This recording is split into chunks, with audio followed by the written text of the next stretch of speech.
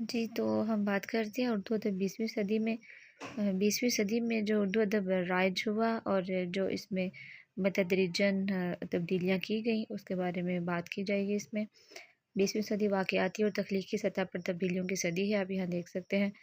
جو 19ویں صدی میں تبدیل کیا گئے ادبی سطح پہ جو کام ہوا اس کو 20ویں صدی میں کس طرح جو ہے وہ تدریجاً لے کے جایا گیا، اور مغربی ادب کا جو رشتہ قائم ہوا اس کے بارے میں وجودیت کا فلسفہ جیسے فروغ پایا،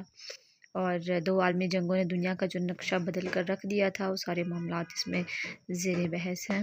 اس صدی نے دور ادب کو نئی جہتوں سے روشناس کرایا، علمی و ادبی سطح پر تبدیلیاں رونما ہوئیں، اور آپ دیکھ رہے ہیں کہ اس ادب کو جو ہے نا وہ 3 ادوار میں بالترتیب تقسیم کیا جا سکتا ہے۔ پہلا دور 1900 سے 1935 تک ہے، دوسرا دور 1936 سے، اور تیسرا قیام پاکستان کے بعد اردو ادب تک۔